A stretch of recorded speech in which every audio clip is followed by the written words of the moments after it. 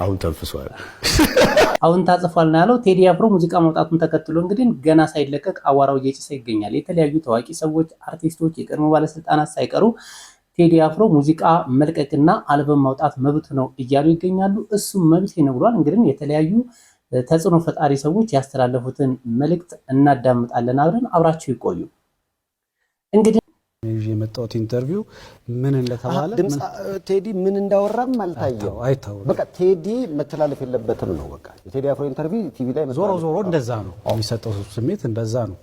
ስለዚህ ምንም ምናልባት ኢንተርቪው ታይቶ ይሄ ነገር መግባት የለበትም የሚል ነገር ኖሮ ቢሆን አክሰፕት አደረጋለሁ። የምትቆርጣቸው ብዙ ነገሮች ይኖራሉ። ብዙ ነገሮች አሉ።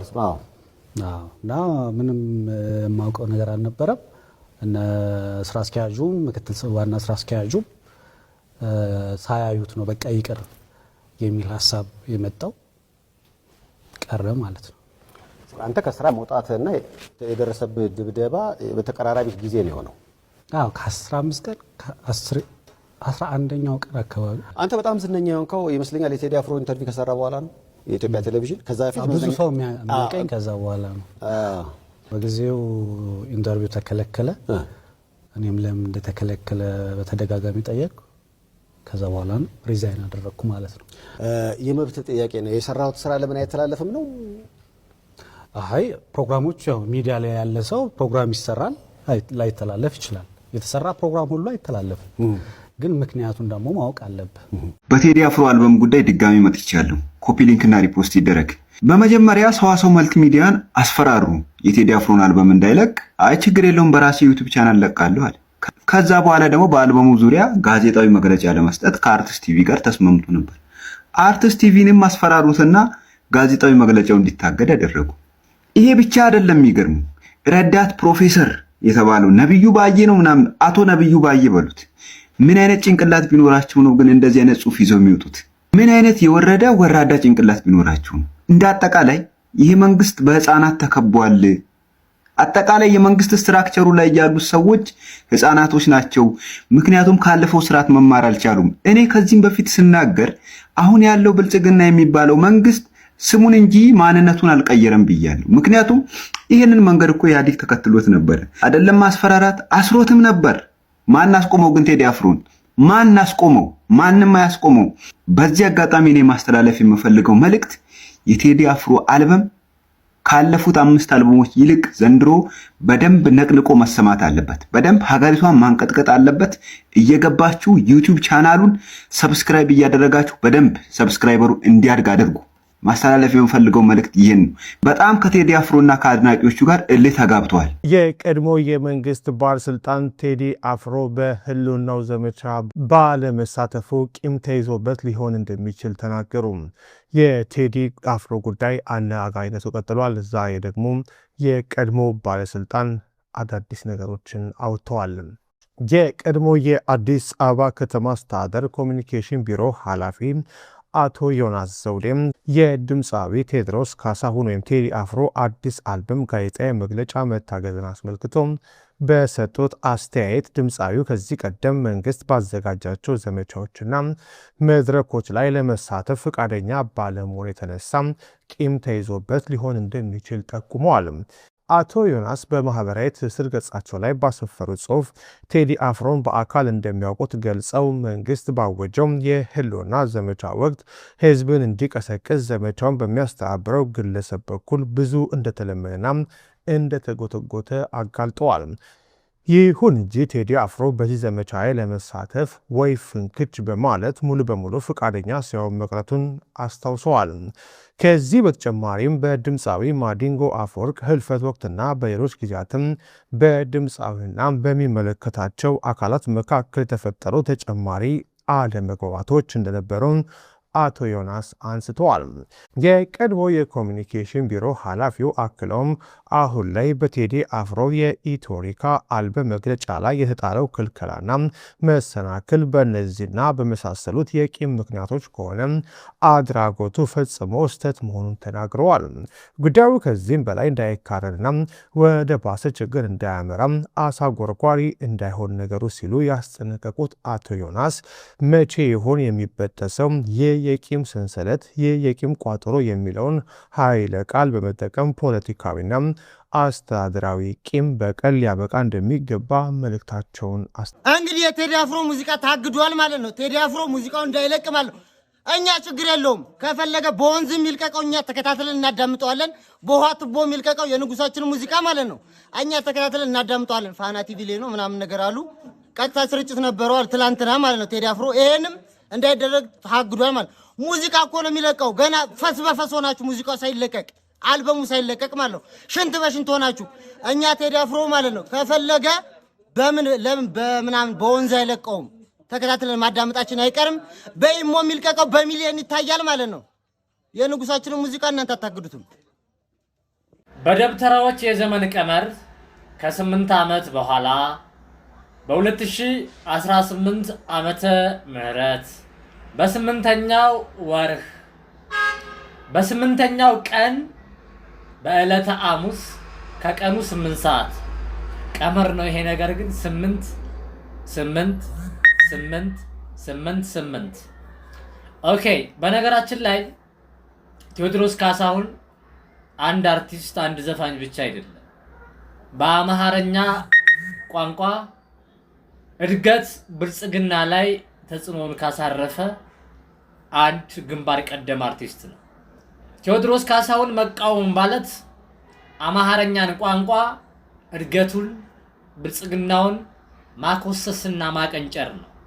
ቴዎድሮስ ካሳሁን ዙፋን ላይ ሳይሆን የነገሰው በሚሊዮኖች ልብ ላይ ያለ ዙፋን የነገሰ የሰለጠነ ሰው ነው።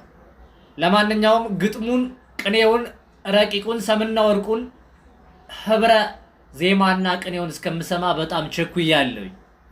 ሐሙስ ቴዲ ጋር አትመጣጠኑ። ቴዲ እውነቴን ነው ወንበር ላይ ከተቀመጠው ከዶክተር አብይ በላይ ኢትዮጵያ ላይ ቴዲ አፍሮ ክብር አለው። እውነቴን ነው የምነግርህ ቃል በቃል ቴዲ አፍሮ ወንበር ላይ ሀገር ከሚመራው ሰውዬ በላይ የኢትዮጵያ ሕዝብ ያከብረዋል። ይህ ነው ትልቅ ክብር ማለት ይሄ ነው። ከክብር በላይ ወንበር አይደለም። ወንበር ሳይሆን ንግስና ያንተ ማንነት ነው ንግስና። ስለዚህ ቴዲ አፍሮ አብሶሉትሊ ከዶክተር አብይ በላይ ንግስና አለው ኢትዮጵያ ላይ ሃንድስ ዳውን። ስለዚህ መንግስት ቢያኮርፍ ምን ቢል ቴዲ አፍሮ በሚያወጣቸው ነገሮች ላይ ዛሬ አዲስ አይደለም። መጀመሪያ ላይ ራሱ ቴዲ ተናግሯል። ታስታውሱ እንደሆነ ብዙ ግርግር ተፈጥሮ ነበረ። ኢሳያስና አብይ ዱቅ ብለው ባሉበት ጊዜ አስታውሳለሁ። ቴዲ አፍሮን ሰው ነው የጠራው። ሰው ነው ቴዲ አፍሮ ይናገር ተብሎ ቴዲ አፍሮ በተናገረ ጊዜ አኩርፈዋል። በኃይለኛ ነው ያኮረፉት። እና ቴዲ አፍሮ ብዙ ጊዜ ኢትዮጵያ ላይ ኮንሰርት አያዘጋጅም። ካያችሁ ኮንሰርት የለውም። ቴዲ አፍሮ ኢትዮጵያ ላይ ኮንሰርት የለውም። ሀገሩ ነው። በጣም ትልቅ ክብር አለው። ትልቅ ነገር አለው። ሀገሩ ላይ እንኳን እንዳልኳችሁ ከህዝብ ጋር ስትሆን መንግስት ይጠላል። መንግስት የህዝብ እንዳልሆነ በዛ ታየዋል። መንግስት የህዝብ አይደለም። ከህዝብ ጋር ስለማይሰሩ መንግስት ከህዝብ ጋር እየሰሩ አይደለም። ቴዲ አፍሮ በሙዚቃው በአርቱ ብቻ ከህዝብ ጋር አንድ ላይ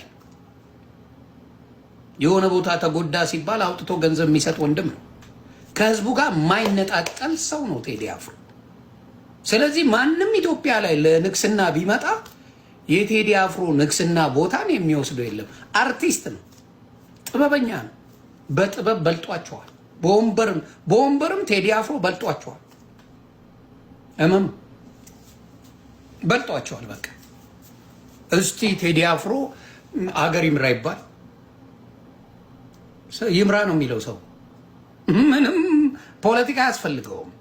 የሰው ፍቅር ነው ሀገር የሚያስመራው።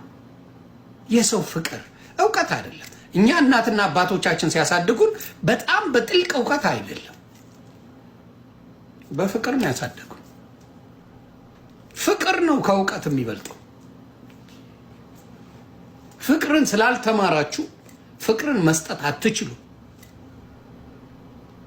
ሌብነቱን፣ ዘረፋውን፣ ማንጓጠጡን፣ ማሽሟጠጡን ትችሉታላችሁ።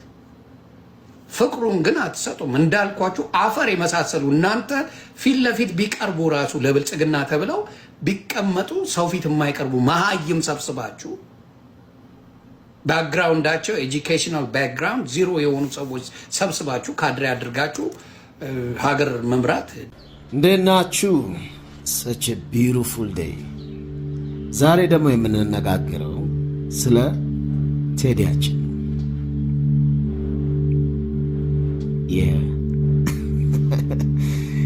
ይሄ አዲሱ አልበም እዛ አሜሪካ እያለን 2-3 ጊዜ ተገናኝተን የመስማት እድሉ ነበር ማለት ነው።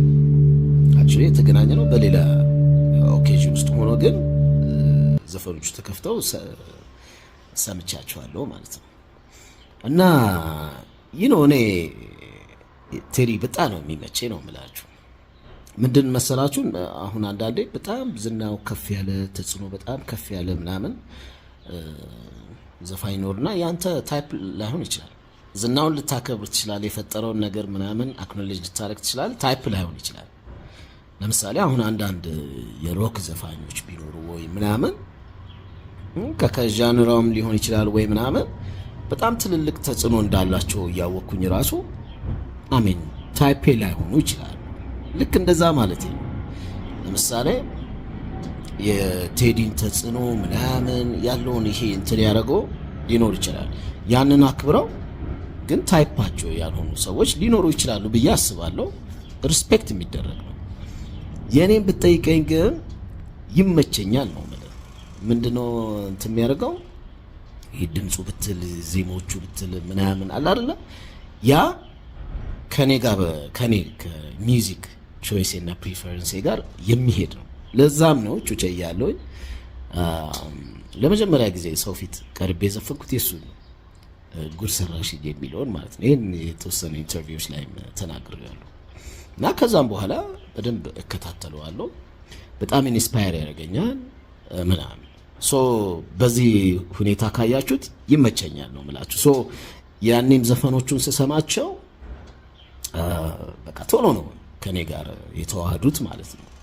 እና አብዛኞቹ ዘፈኖች አሁንም አስታውሳቸዋለሁ፣ ሀሳቦቹን ምናምን በደንብ ትዝ ይሉኛል። አይ ቢሊቭ እኔ የሰማሁት ያው የተወሰነ ነው አሁን ይወጣል ከሚባለው ከ18ቱ ሜቢ ሳሞፍ የሰማሁ ነው የሚመስለኝ።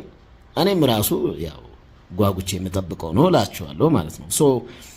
በዛ በነበረኝ ጀጅመንት የኔ የራሴ ነው ያ አንድ እሱ ነው። ሁለተኛው ግን ሁልጊዜ ነው የምለው የኔ ውግንነት ከሙዚቃ አንጻር እና ምን ያስደስተኛል መሰላችሁ ሙዚቃ በዚህ ደረጃ ተጽዕኖ ሲፈጥር በጣም ይመቸኛል።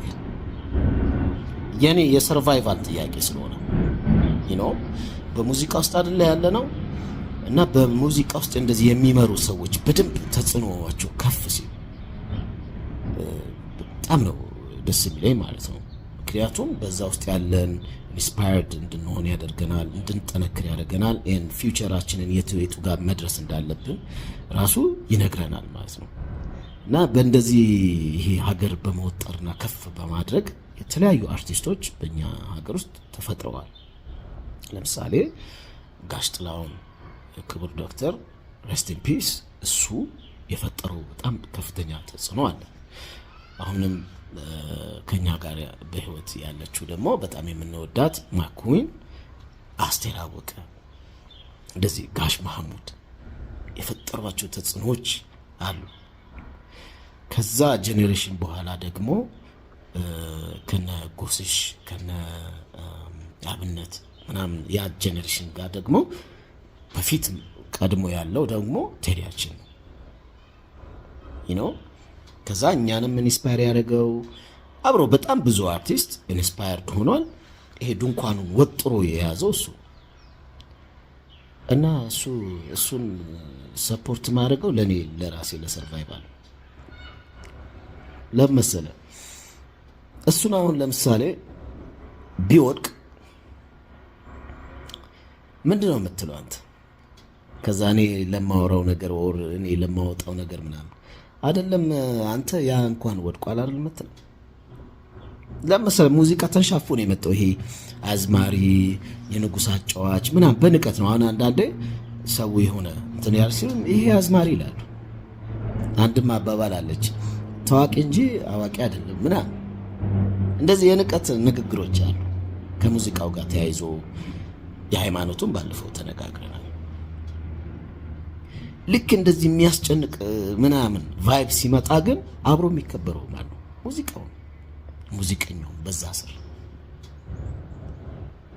እና ብሮዬ በጣም ነው የምንደጋግፈው ነው ማለት ከኔ ከጠየቀኝ የዛ ሰው ሻይን ማረክና እንደዚህ ሀገር መወጠር አብሮ የሚያስከብረው ነው። ተረዳ እሱ በጣም ከፍ ያሉት አሁን የአስቴር መውደቅ አብሮ እኔንም ነው ይዞኝ የሚሄደው ማለት ነው። እሷ ከወደቀችማ የኔ ሰርቫይቫልነቱ የቱ ጋር ይመጣል? ልክ እንደዛ ነው። አሁን ከፊት ለፊት ሆኖ ወጥሮ ያለው ድንኳኑ ከፍ አድርጎ ያለው ቴዲ እና ለስር እንትኑ ምን ደጋግፈው ምናምን አይ አንደርስታንድ አንዳንድ ይሄ የምሰማቸው እንደዚህ ምናምን እሱ ያዋጣ ለሙያተኛውም ምለው የሆነ ሰው ሲመጣ አብሮ ያንን መደገፍ የሰርቫይቫል ጥያቄ ነው። ያንተ እንትን ነው። ያለበለዚያ ያ ሰው ከወደቀ አብሮ ያንተም ብሮ የዛ ሰው ሲወድቅ ያንተ አብሮ ከፍ ይላል ማለት አይደለም። ኖ እንደዛ አይደለም የሚሰራው። አንዱ አንዱን እየሳበው ነው የሚመጣው። አሁን አሜሪካ ሀገር ብታዩ በጣም ብዙ ሱፐርስታሮች ነው ያሏቸው ኮንሰርት የሚሞላ የአገር ሱፐርስታር። እኛ ጋር በእኛ ዘመን ጥሩ ነው። አሁን የኮንሰርቱ የምኑ ከፍ እያለ መጥቷል። ግን ስቲል እነ ጎስሽ እነ አብነት እነ ማዲንጎ ምናምን ያ የሰጡን ነገር ነው። አሁን ደግሞ ቴዲ ያንን በደንብ ከፍ አድርጎት በሆነ ደረጃ ይዞት ያለው ማለት ነው። በጣም አስፈላጊ ነገር ነው። የሚገርም መደጋገፉ እና ይህንን አክኖሌጅ ማድረግ ማለት ነው። ሰሞኑን እንዴት ነው ነገሩን እያየው ብትለኝ እኔ በጣም በኃይለኛ ደስታ ውስጥ ነኝ ያለሁት ነው ማለት በቃ ሚውዚክ እንደዚህ ሲናፈስ ይሄ ሲወጥሮ በጣም ይመቸኛል እና አሜን ዘፈኑ ሲወጣ ስትሰሙት አብሊቭ በኔ እይታ በጣም ትደሰቱበታላችሁ ባይ ነኝ። በጣም ትደሰቱበታላችሁ ባይ ነኝ ከሰማሁት አንፃር ማለት ነው። ይመቻችሁ ዋላ እንደዚህ ጋር ደግሞ መከልከሉ ተገቢ አይደለም። ወደፊትም አለበቂ ምክንያት መከልከል ተገቢ አይደለም። ይሄን ደግሞ የሚመለከተው ክፍል ሊያስብበት ይገባል። ምክንያቱም እንደዚህ ጋር አንድ ሰው በመብቱ የሚሰማው ነገር ለማድረግ እንደ ማንኛውም ሙዚቀኛ ሙዚቃችን ለማቅረብ ተገቢው ፈቃድ ሊሰጠን ይገባል። ለቀደመ ሁኔታም የተጠየቅነው ይቅርታ የለም። ብዙ ኪሳራዎች ነበሩ። ምናልባት ሞራል ጋር ያልደረሱ ሊሆኑ ይችላሉ፣ ግን ብዙዎችን በማቴሪያል በእንትን ጎድተዋል። ይህ ደግሞ ተገቢ አይደለም እና ይሄ የወንድሞቻችን ሀሳብና ቴዲም ልክ ነው። አልበም መልቀቅ መብቱ ነው። የሌሎቹን ሀሳብና ሌሎቹን የሚጎዳ ነገር እስካልሰራ ድረስ እንኳን አልበም አይደለም ሌላም ነገር መስራት ይችላል። ቴዲን የምንወደው እንግዲህ ሀገራዊ ነገሮችን በመስራትና ፍሬ ያላቸው ነገሮችን ቅኔ አድርጎ አዋስቶ በማቅረቡ ነው ብዙዎች የሚወዱት። ታዲያ ብዙዎች ደግሞ የተሳሳተ መልእክት ያስተላልፉ ይገኛሉ። ኦርቶዶክሳውያን የቴዲን ሙዚቃ እንደ መዝሙር ያውታል የሚል መልእክት እያስተላለፉ ይገኛል። በፍጹም ቤተክርስቲያን የቴዲን ሙዚቃዎች እንደ መዝሙር ቆርጣ አታውቅም። ይህ ሐሰትና ሐሰተኛ የሆነ መረጃ ነው። ውድ ኢትዮጵያን እስከ ሰዓት ድረስ አብራችሁ ስለቆያችሁ አመሰግናለሁ። በቀጣይ ቪዲዮ እስከምንገናኝ ድረስ ሰላም ቆዩ።